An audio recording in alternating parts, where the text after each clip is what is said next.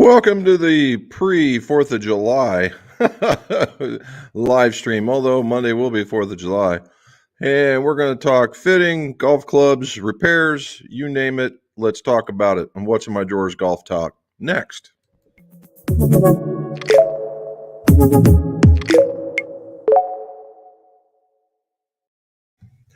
Welcome back to the McGolf Fitting Room. Jim McCleary here, 6-time top 100 best club fitters with Golf Digest and the last International Club Maker of the Year.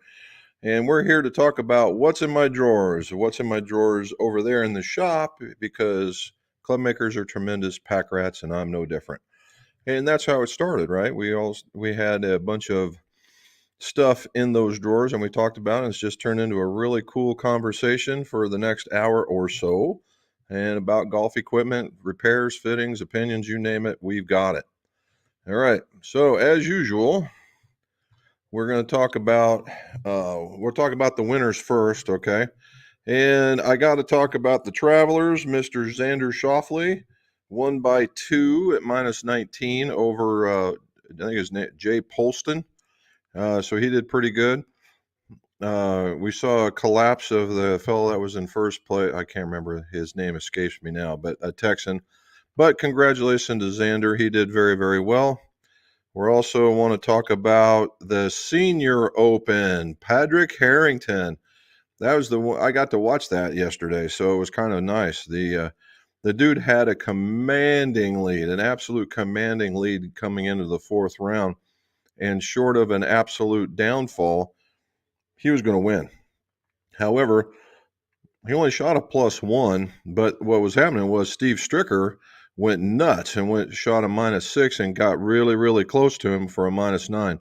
So good for him, right? I think that's great. In the women's, I thought Lexi Thompson was going to pull one out, and bottom line is she just couldn't make any putts. And I Chun won. So congratulations to all those guys. I think it's a, past winners. It was fun to watch Patrick in that. And he just really intense, buddy. And but it'll make for some good conversations because he's a talker. So that's gonna be a lot of fun. So I'm glad to see that. Glad to see Xander win again. So it's all good. All good. Let's get this situated. All right. So can't see it. The mic's right here. All righty. So that was that. Work in the shop, right? Work in the shop. So we were doing a series of fittings, and a person brought in this guy. Look at that thing. Aerodynamic design, Golfsmith, a number 5 wood. And see all those little bumps that go around the outside, those little speed bumps? That was a TaylorMade thing. That was an offshoot of a TaylorMade way back in the day. That was when like the first steel clubs ever came out. And if you look, they're really no bigger than the golf ball itself. I put this here. That's a dry erase marker. That thing isn't any bigger. The whole thing isn't any bigger than the dry erase marker. So I thought that was pretty cool. Another thing that we put together, this was unique in that we put a Wilson together. That's a Wilson D9, and that's a 13 degree with the PKR face on it. And let's see, and we used an Acra. Oh, here we go. And we used an Golf Pride grip and an Acra shaft on it. And the funny part is that I made 2 of them, and 2 different people. One was a lady and one was a guy. And the only difference between the 2 of them was the color of the ferrule and a 1/2 inch in length. And so it was really kind of different to see how they work. And they both worked really well. So kind of getting into the equipment part, what I'm finding is in lower ball speeds or lower swing speeds, that all that tech that you see in all these other clubs may not really engage, right, and help make those balls go further, where the simpler club, like the D9, and it has the weave top, it has the springy face and all the weight on the bottom, like a lot of them do. But that's about where the thing stops. A lot of their tech is in the face, and that's it. And there's no iguana spit inside of it. There's no extra cage that's inside, no nothing. And what we're finding is that it's working. And it's working with, you don't even need a regular, just a regular aftermarket shaft. You don't have to go crazy with it. And it's producing, between 5 and 10 yards better in some cases, right? In some others, maybe it's just a dispersion thing and it's working for them. But that's the whole premise of fittings, right? The whole premise of fittings. I told you I was doing a lot with driver repairs, and this is what the bench looked like earlier. Had that's an exotic fairway wood there on the right, then a TaylorMade, regular TaylorMade. This was one of an R series, I believe. Then you see the Stealth, and then there's a Callaway Rogue, and there's a Scotty in the background, which I still have yet to try and fix. That Scotty's been a little bit temperamental, so we got to keep hammering at that thing. So what else we make? Oh, we made these. Some Wilson D9 Forges with a high toe. Those are really nice clubs. They turned out very, very well. And again, using those, this seems to be a very, very popular grip. Now, I don't force these grips on anybody. I hand them the right size and I let them pound them in there, and I like, which one do you like the best? And that's what they are picking. So I'm okay with that too. And here's some Wilson CBs that went out. And those were made very well. I'm happy the way that they turned out for what we were doing to them. There's another look at the D9s. Yeah, I just like the pictures just turned out good, so apparently I liked it. So we had a lot of that going on. And last but not least, you guys like to see, started out with a pork shoulder today, and it turned into that with a little bit of barbecue sauce on it. So hey, not too bad. For the rounds, I got one round in, and I don't know if it's even a thing, but I was a victim of hitting the ball too well. I was actually finding the middle of the club face and just swinging super nice, and I was hitting into places I've never seen before. And I was, instead of being on the front of the green trying to putt up to the hole, I was beyond the green, or in the backside or beyond the green, chipping back. And I was hitting right. I was hitting numbers, and it was bang, and it would just take off. And because the ground was a little firmer, and I didn't know that, but I was just hitting further as well. I was taking clubs. I was taking 10 yards off of it and still making it there. So it was really, really cool. I kind of got a hold of it. So I went 43-40 and with 2 3-putts and 2 lost balls. So, the rest of it was just on me. However, I took a picture of one because I thought it was interesting. So on this particular hole, it's a dogleg right. It goes through 2 goalposts of trees, and then the fairway just goes to the right, and it's a downhill too. So wherever you hit, you can go about 30 yards to the right, and that's probably where you're at. And that's what I did. I was right in the middle of the fairway. It was a good shot. So I took I took the less club, hit down there, and when I hit down there, it took a non-member bounce to the left, and I thought, oh, I'm in the sand trap. And this is the picture. And there it is. And the only thing stopping it from going in the sand was and this is the only place in that whole sand trap where there's those blades of grass. And that golf ball is literally hanging over the edge. So talk about picking. It was kind of fun.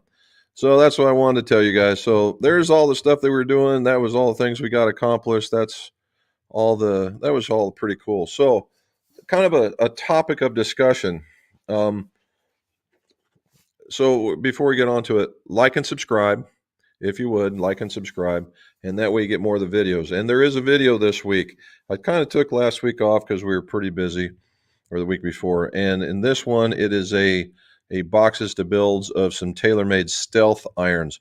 Now, the audio on it is not going to be what you're used to because I didn't have it plugged in. You can still hear me. It's just not a high quality sound. So, and we do go through, there's at least 8 tips, 8 club making tips in this thing. At least 8 club making tips in it. At least the ones at least I document. There's way more in this one. So very, very informative. It's just unfortunately, it's poorly done. So, oh, I wanted to, let's see, I had one more for you. I don't think I found it. Let's see. Let me see if I can go find, here they are. I want to show you these while we're talking. So anyway, as far as topics go, the fitting process, again, we'll look a quick fitting and a quick gear one. So on the fitting side of it, again, we had a kind of a broad spectrum of folks showing up, and we had a very accomplished golfer and we had a very brand new golfer. And as you can imagine, that they took two different paths on the way we wanted to go with things. It was funny. They both wanted exactly the same thing. Want a little more distance, a little more accuracy, and a little bit more control. Okay. And those are typically the big three, right? Accuracy, distance, solid hits, those kinds of things. And we put them through the same process, except for, the guy that's accomplished, even an accomplished golfer might have a swing hitch or something going on that you should let them know. That now, do they have to fix it right then and there? Not necessarily. If they do, grand. If they don't, then that's something for them to work on later. However, when you have a newer golfer in there, you're going to spend a lot of time talking about mechanics, right? You're going to talk about mechanics, and what I'm talking about here is vocabulary again. When you're a golfer that is we'll call high handicap, or somebody that doesn't break 100, very high. And what the discussion points when we're talking about this is very mechanical. Is my grip right? Is my stance right? Is my ball placement right? Do I swing through? Is my, do I lag? Do I do all these things? And half of these things that they're concerned with, they can't do. And so you have to really focus and simplify what's going on in order to allow them, because they have so much going on in their head that you just want to just like, look, take a deep breath, just grab the club, you stand over it, make an athletic swing, just make a nice easy swing on it and see what happens. And all of a sudden they hit one and it's very, very good. Okay, how did that happen? Well, they got out of their own way. I know you guys have heard the paralysis by analysis, and that's exactly what happens with those folks. And there's a lot of mechanical stuff going on. Once they start getting over mechanical stuff, then you start hearing about bad shots, right? Oh, if I wouldn't hit a bad shot here, a bad shot there, then that's in the 90s. And then when you talk about the other one, then it's, if I would have hit my ball here, would have hit my ball there, it becomes course management. Where do I put the ball in order to score best? And then finally, it's about people talk about hitting windows and feeling the golf ball and that kind of thing, and that gets you all the way down into a zero. And that's the vocabulary changing, and that's what I experienced.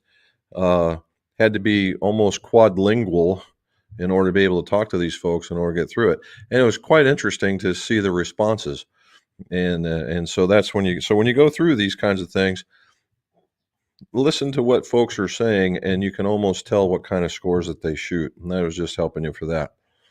All right, from equipment standpoint, another video I did, and it'll be coming shortly after that, was I put a set of these together, and they're called Toura Golf, Toura Golf, and I made these for a golfer in Maryland, and they specialize in selling components. And now their selection isn't really big, and as best I could tell, they're only right-handed, but it's a start. And they had a couple of forged products, and I believe they had some irons, right? They're starting off just like most other smaller companies are doing. And I keep getting asked, well, what do I think? Well, the shape of them was good. The appearance appeared to be very nice. I mean, the coating, it didn't seem to be cheap. The shape of it, I like the shape of it, except for the face had a bit of almost like a rim or an edge all the way around the face area. And that could have been a casting issue, because I believe these were cast. Outside of that, the forge was pretty nice.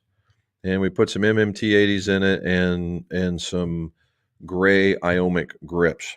So what's the topic? Well, we all get hooked up on OEM stuff, and I mean that's what I'm selling now, and I work with a lot. But you're starting to see that direct to consumer people making a slide. I mean, Eric at New Level, that Steve Alkers is having a run right now, and I mean he's hitting a hot streak. He's won a major. I think it was a major, and he was in the on Saturday. He was in contention. I mean, he was probably fourth. All he had to do was have a good day. Unfortunately, he didn't, and there lies golf. But I mean, these people are starting to see success, and good for them, right? Now, will they ever, range up to those particular folks? Probably not, because you're talking a whole different level of business. But it doesn't mean that the quality is not there. Again, are all the quality the same? No, they're not. There are some that are just far better than others, and that's each golfer is going to figure that one out. All right. So that got us through all that. Let's go to the questions. Get you all the way to the top here. All right. Big Al's in the house. Thank you for staying up, buddy. Hope all is well. And it is. Thank you very much. Although I will say, and Robin's just going, oh, don't do it. You ever have one of those days where you just start and it just doesn't start well? Well, that was today. And unfortunately ended about on the same note. So, oh my God. So that's what this is for. Glenn Fiddick. All right, here we go. Looking forward to tonight's show, like always. Good. When fitting ferrules to shafts, both 355 and the ferrules fit very tight, I dry fitted one as a test. When fitting ferrules to shafts. Oh, here we go. Then we're going to go for it.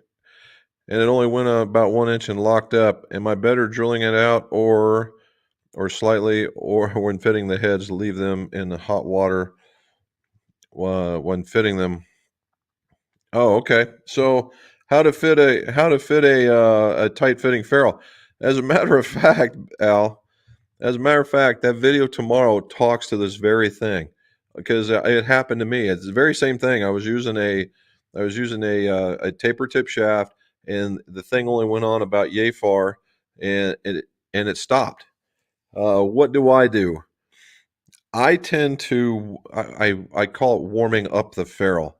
Now, I don't dunk it in hot water or any of that other stuff. As it's on there that half of an inch or inch, what I do is I take the butane torch, and it's like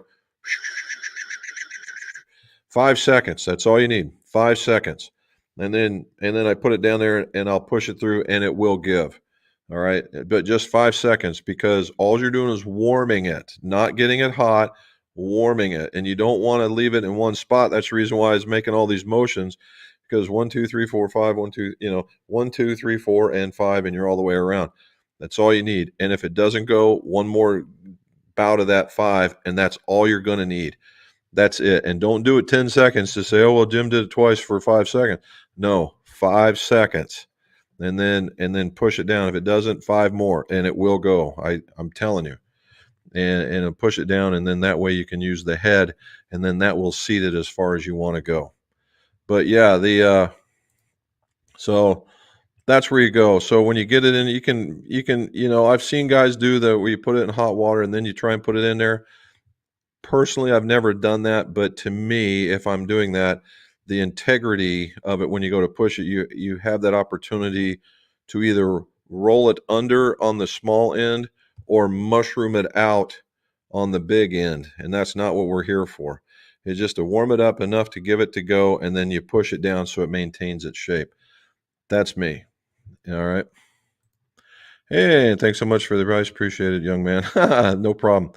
I'm always looking for a set of left-handed for my holiday home to leave them down there. All right. Trade-ins for sale. Yeah, that's the way to go. Finding lefty stuff, particularly where you're at, not an easy task, to be sure. Mr. Bartholomew, how are you? Glenn Fiddick, sir.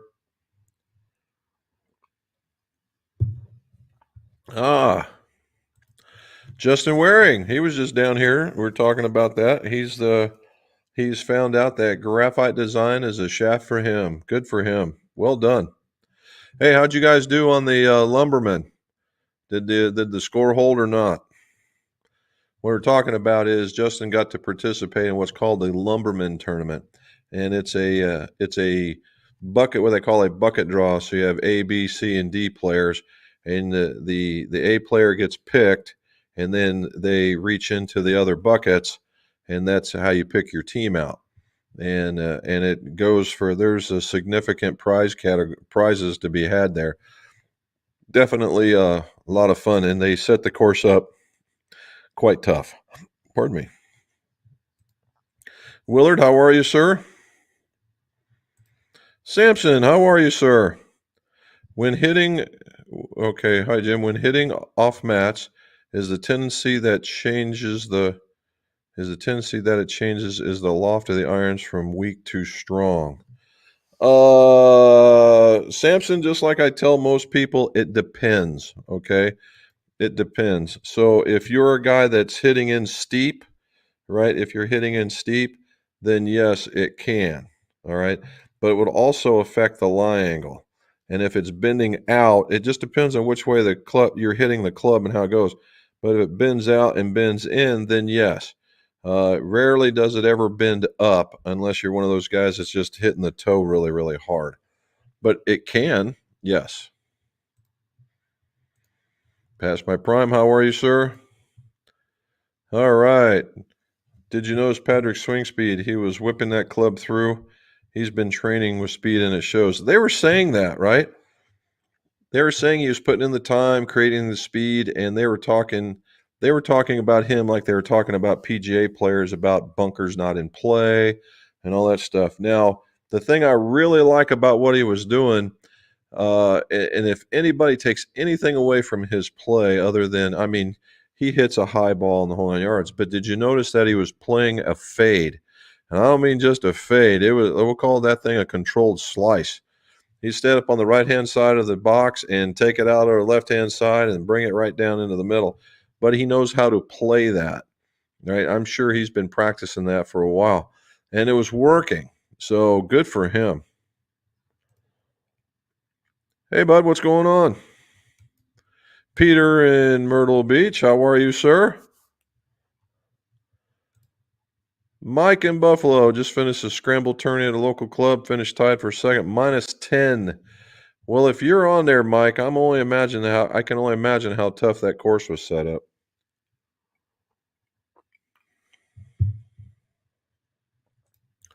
Justin Donaldson, how are you? Hope all is well with you as well. Ah, in Germany. Well, thank you for staying up late again. In your opinion, what's the most misunderstood component of the golf club? Ah, that's a heck of a question. Most misunderstood of the golf club. Well, let's think about that one. I think a lot of people have, I mean, everybody in each component, we'll talk about the three main components. You got grip, shaft, and head, right? Grip, shaft, and head. So each one of them has an issue. However, I would say, if nothing else, that it would be the shaft. All right, it would be the shaft. And why do I say that?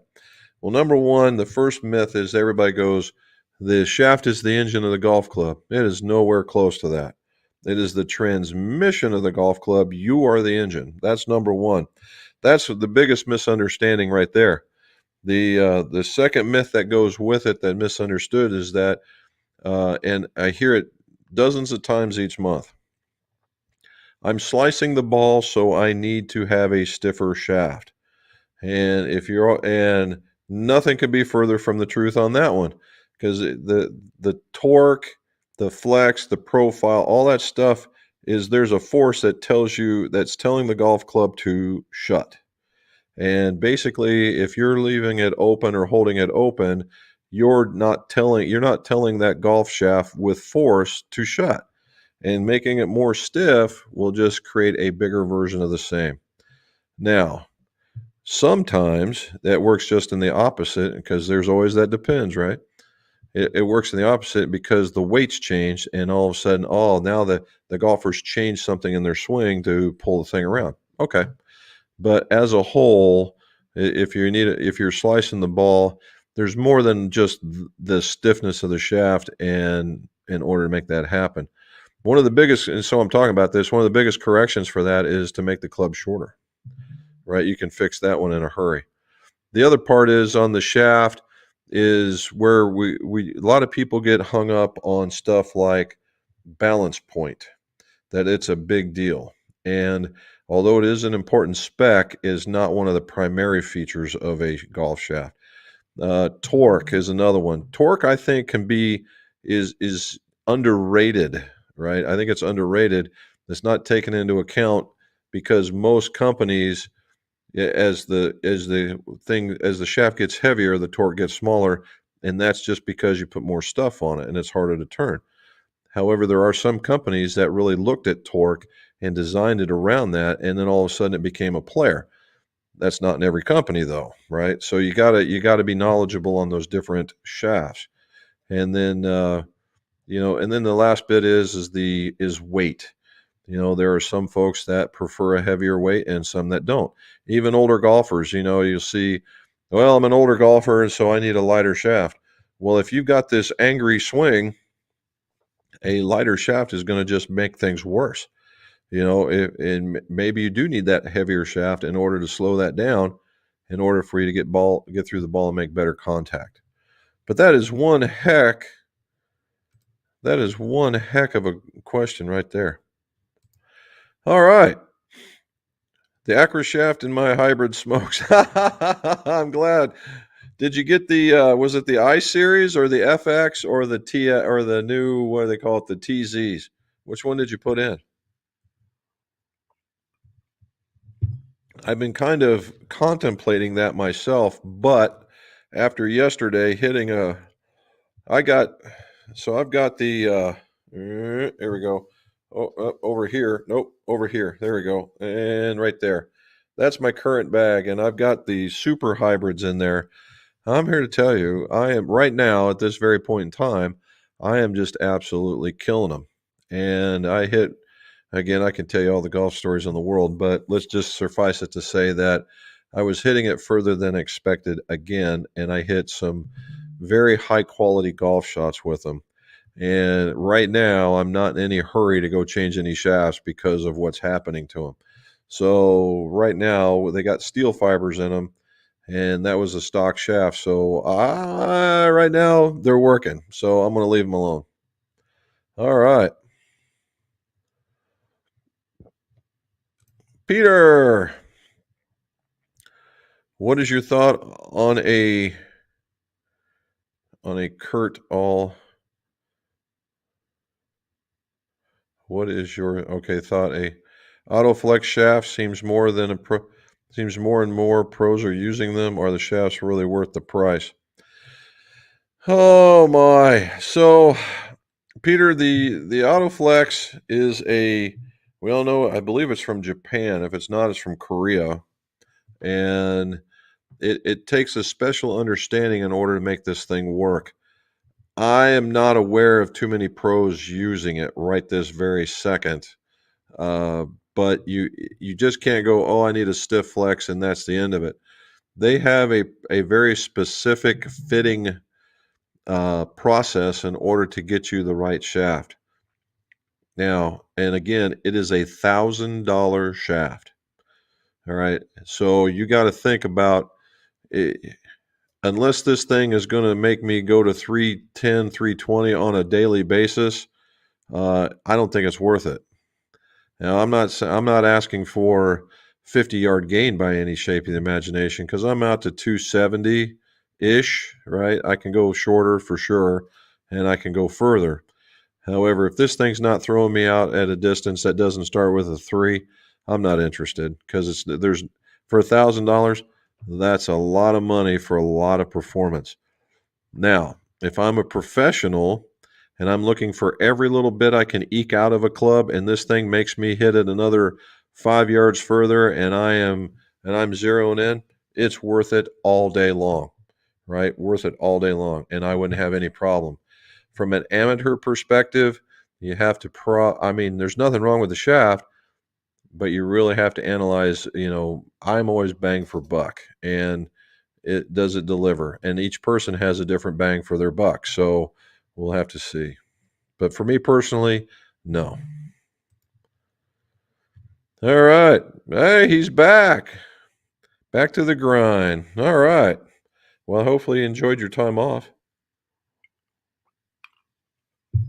We've got some coming here between Robin and I. We're going to be, I call it globe trotting, but we're going to be from here down south to the East Coast. It's just going to be everywhere. All right. Charles, how did you do getting the ball out of the tall grass hanging over the bunker? It doesn't appear you had a very decent stance from there. Well, keep in mind, Charles, I'm left-handed. So I was all on the grass and ready to rock and roll. So I got a hold of it. I hit the thing a mile in the air and it landed maybe a foot onto the green. So I totally, it was an air ball, but I got on the green. So I call that a plus from basically, and it was kind of awkward because it was all the bunkering there, all the dirt and the transitions do this into the bunker. So that's the reason why you want to stay away from them. All righty. Peter, thank you again, sir. I appreciate that. That is outstanding. I'm just absolutely tickled that you think I'm worth giving that kind of money to. And I appreciate it, sir.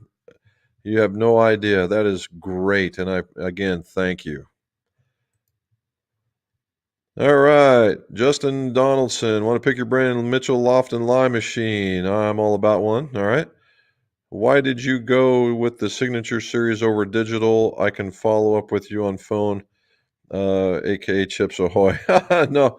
So the reason why I have my current series, what I have now, is because that's what I bought years ago, right? A Mitchell machine is a one and done. A Mitchell machine is a one and done unit, all right. Unless you're doing is bending 8 hours a day, 5 days a week. This thing will last you a lifetime. And I am just now into 20 plus years of using this thing, and the two pieces where the actual the iron sets, I probably need to replace those. But and it's all about taking care of it, right? WD-40, put the grease in the right spot, put those little plastic pieces so that when the piece moves up and down, it's not rubbing against the metal. I do all that, and it's lasted this long. Now, the signature, that's the reason why I have that one. The other part is that in the digital area, that I see in the digital area, the signature series will bend a wood or a hybrid where the other ones will not. All right. I have a whole nother rig. You change out the pieces where the iron would set, those come out, and you put there's another piece that you put on that you can set the sole of the wood on, a bigger toe stop that goes in there. The back end flips down that's a curved piece that goes onto the head. And all this is going on, plus another piece that hits the head, so it drives it against the bars. This thing's set up. Now, you can't bend everything on it, but if it has a large enough hosel and the head's not, you got enough to press down across the top of the crown, you can perform some pretty interesting stuff. And that's the reason why I kept it. All right. So when I initially traded, it was funny that you mentioned that. I actually traded mine off when the industry said there will be no more bonded hosels. Everything's going to adjustable. And I had all that, and I was like, well, okay, I'm going to go to an iron machine. It's going to be digital, the whole 9 yards.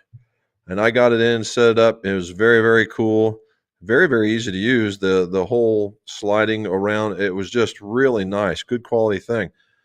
And it wasn't a month later they came out with a whole bunch of bonded stuff.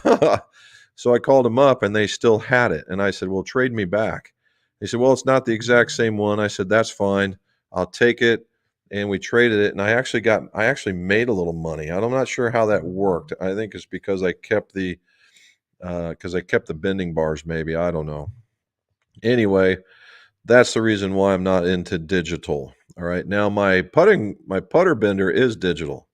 All right, but that's why, and I don't think you can go wrong. You really have to. You really have to analyze what it is you're going to be doing for your customers or for yourself. Are you looking for that level of precision where you can show them that they're at 49.25 degrees? I mean, if you are, then that's what you're going to need. And you will only be bending irons. I don't know if they've got another rig that will allow you um, to do what I'm doing, but but I do like them. I mean, I'm all about those guys. All right. Mm, my personal favorite putter grip that I like to use on the course. Well, right now, it's the stock grip that comes with the Makefield putter. It's slightly wider this way, not that way, and it has a curve to it. I never once thought I would like that, and I played on my other putter that I thought I was putting very well with until I got the Makefield was a Super Stroke 2.0, and it had navy on it, but that's inconsequential other than it was cool for me. But the Super Stroke 2.0. Now, there's some other ones out there that I enjoyed for a while. Also, Garson made one. And now I got this Koa tie that's from Australia. That's the one Bob was using for quite a long time and just turned him into a putting machine. That comes with its own system of putting. And it's and it's not weird. It's just you got to be very lockstep in how you use it. And I really do like that. But for me right now, it's just a traditional rubber pistol grip putter. All right. Let's see. Mr. Jones, how are you, sir? There's Mr. Carpenter. How are you from jolly old England? Can you please tell me your opinion on the Golf Pride SNSR Contour putter grips? Good thing. Okay, so the SNSR comes in two flavors. There's a blue one which is the straight up and down, and then there's the red one which he's talking about is the contour.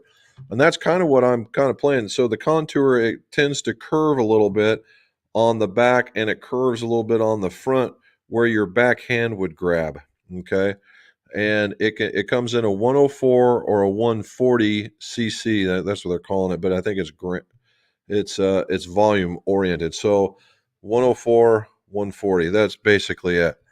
And and it also has it's a softer rubber feel. It's not squishy per se, but it's soft. It will give. If you were to go grab it, you could actually squeeze it and feel it come down. Now, does that mean you have to? No. But it means when you hold on to it, that it's imitating the soft feel of like a super stroke or a synthetic grip, but it has the contour. And right now, I can't say that it's bad. If it fits in your hand, now what it will do is it'll tend to pronate your wrist.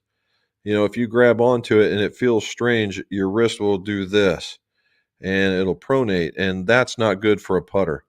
All right. So if you can grab it and it just keeps it like this and doesn't do like that, then it's a heck of a deal. There's Mr. Dan. How are you, sir? Tied for fourth. Oh, scorecard playoff. Oh, come on. I'd like to know how some of those guys were doing. Mr. Greg, how are you, sir? We have another one from Toronto, Canada. Well, thank you for watching, sir. That's straight up north from us. Not too bad. Thank you for tuning in. I will say this: this is the week before. A week away is July 4th. For those of us in the States, it's Independence Day, and it's a weekend of celebration. So, when you guys go to do that, as much as I hate to sound like a safety beer commercial, but celebrate responsibly, right? Fireworks are being used. Some folks will take a lot of liberty on that. Here in Ohio, we're actually allowed to buy fireworks, and people they're actually quite responsible with them. That's a good thing. Holidays in the U.S.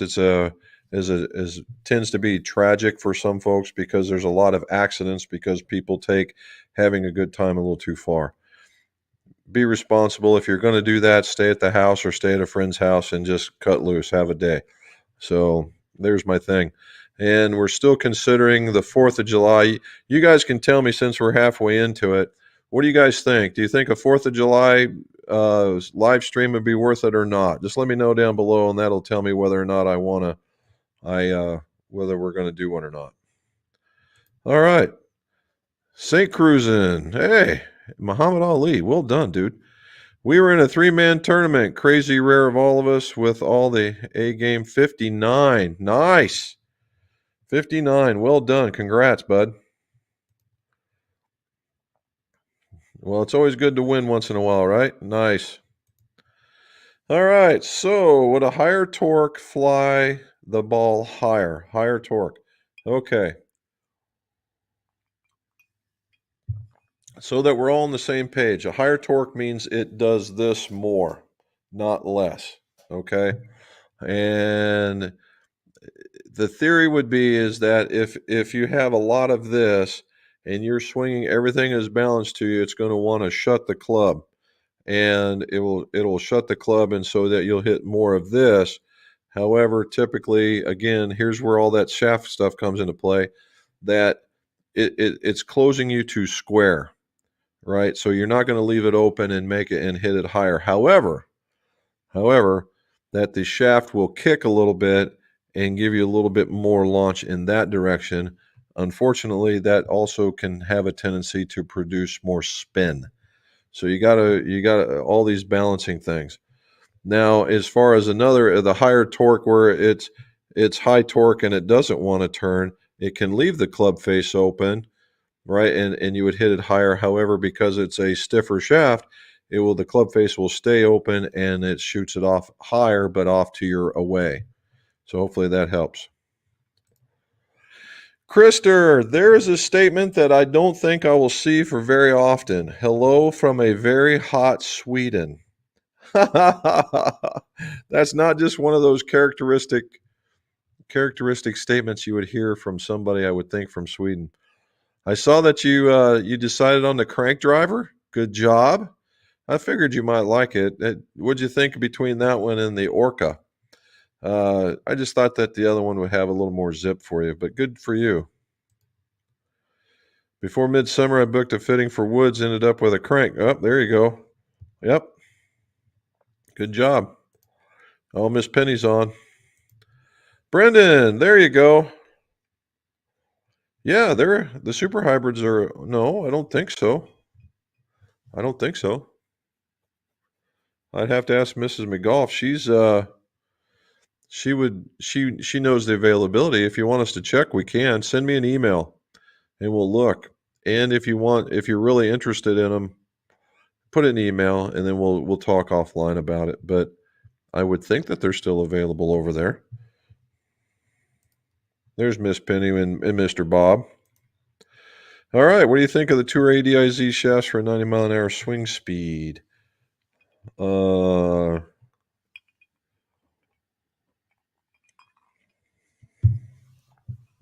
90-mile-an-hour swing speed would be right at the beginning of the stiff range, assuming that it is an iron. When we're talking shafts, right? If it's a driver, it's right at the beginning of the regular flex range. If you're a guy, I'm trying to look at the ADIZ because I think I got one. Oh, I've got the DIs, I got the UBs, and I got the XCs and the MADs. So the ADIZ4 is a little different, but if you've got a late release with these guys, I'd say they'd work pretty good. I can also tell you that the quality of the build, the quality of the shaft is just top notch too. So you're not gonna be disappointed there. Also tested the crank 7.5 the Excalibur Avalon Superb combo head and shaft. Ended up buying it, so I got out of the driver fitting with a driver, fairway wood, and a hybrid, and all cranks. All right, good for you.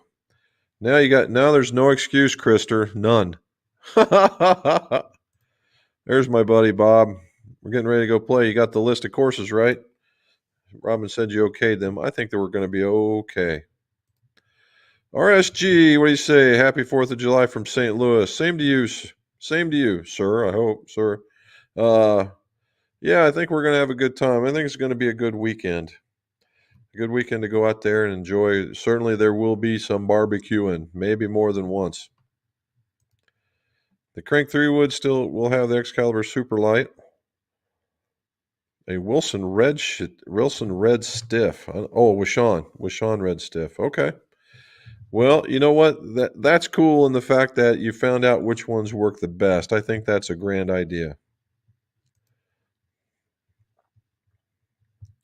You tell him, buddy. So the reason, Justin, I know as a big long explanation is the short answer is because the signature did more than the digital. I mean that was the biggest thing. Now the cool factor for the digital is way high, where the other one's a little older, but they both serve the same purpose. I can bend hybrids, woods, and irons where I don't think you can on the digitals. I think they only allow like irons. And so that's really the difference. All right. If your driver's swing speed's 105, would it suit a stiff or an extra stiff? For the most part, Brendan, I think he would be in the stiff range unless you were massively aggressive. All right. If you were massively aggressive, like just torqued it on like Nick Price kind of aggressive. If you were like him, then extra stiff would probably be warranted. But if you're a normal swinger, average swinger, even slightly aggressive, still the stiff range. And you got to be careful in these shafts too, because there's some. Let's say, for instance, since we're talking graphite design, the UB shaft is very, very stout. So an S flex will be very, very close to, say, the X range. And so that you might be still in the S flex range, but it fits somebody with maybe even a higher swing speed. See? And so that's the reason why you got to understand some of the shaft stuff. But for what you're asking me, I would stay with stiff. They were awesome. The F11, you can adjust 2 up and down. All right. And it's conforming. We like that part. Good to hear. All right. No problem, buddy. Anytime. Ashley, what do you say, sir? It's been a bit. Thank you for the videos. Keep up the good work. And you are more than welcome, sir. And we will try. All right. James Hodges. A bit late on parade. Yes, you are, buddy. Thanks for staying up late again. Here's our UK folks just chiming in right here. And there's Michael from the UK. Yes, I know, right? It's frustrating. And what's the word they say? If the biggest thing is golf. They called it golf because all the other 4-letter words were taken, right?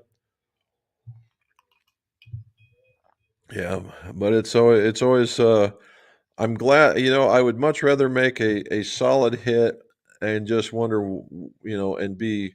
I'm just happier with making solid contact because then I can always adjust. It's always those days, when you have those, like, why does it feel like I'm hitting it against an anvil, and just like wow, and you motor through it, but it's just so much more fun taking these really quality golf swings, hitting the middle, and just seeing what that golf ball will do.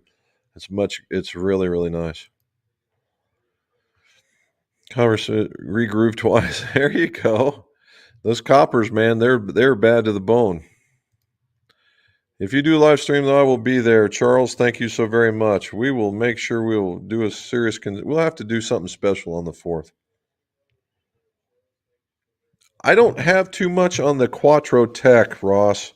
I don't the Tour AD. I mean, most of the AD shafts they come in one flavor, right? They're all the ADs, and they're just slightly different in the Quattros. But I don't have a whole lot with that one. I'd have to look it up to give you an idea. Acro shaft is a 2.0. Okay. Ooh, look at you go. Emmanuel, you are the dog, man. Well done. The Stingray Putter. Krista, you're just going through the bag, man. Well done. I have not tested the Avalons, although I have tested some of the other ones, and in much to the flavor of Robin Arthur, the newer ones are basically the older ones with really cool paint jobs on them. So I'd have to check out this Avalon one though. Mr. Jack, how are you, sir? Yeah, today turned out to be a really nice day. It started in I think it was in the lower 70s and only got up into the lower 80s. I mean, it was just really nice to be outside. So I think we're on the same plane. There you go, Kent. Thank you for checking in and staying up all that late, even if you are working the nights. There's Ashley. He's good for live stream on the 4th. Good deal. I can reach out and get some folks. All right. Jack wants to know what's the best way to clean grips. Okay. So I don't know if you can see. Let's see if you can see it. You see those two towels right there? Those are the best things to clean grips with, and they're the Club Glove tour towels, and they'll have the slot in the middle so that they go over the head, and so you don't have any hooks or things banging into you or anything like that. Anyway, the best way to do that uh, is what I do is I get the end of just one of them, and I get the hottest water you can possibly take, and I get that thing hot and wet. And then what you do is you wrap it around the grip and you just keep going until it squeaks. And you know you've got all the dirt off, and you set that one off to the side. And you keep going and you keep getting the squeaking until you realize that towel's gotten a little cool, and you start all over again, and you keep going till you get to the end of the set. By the time you get to the end of the set, the first one's already dry and it's actually kind of sticky. I mean, that's what happens to grips. When you clean off all your hand oil, it gives that feeling of being sticky. And that's because that was the original tack to begin with. So, but that's the best way to do it. So basically an aggressive, right there, right? An aggressive, and doing it in the video is kind of backwards. An aggressive microfiber towel. They're in squares, and hot water, and just wipe them off. People say soap and water. Some people will say Windex. Some people, dishwashing soap. I think all those are chemicals that you can leave a trace on yourself. The rubber is quasi porous, and if you get it hot, it will open up and allow you to take the oils out, and you're right where you need to be. See ya. Kent, how's it going? Oh, he's talking to Charles. There you go, right? Okay. So what do you say, guys? We had from all over the UK. We saw UK, we saw Ireland, we saw Germany, we saw Ontario, we saw all over the US, and had a uh, tremendously cool questions being asked.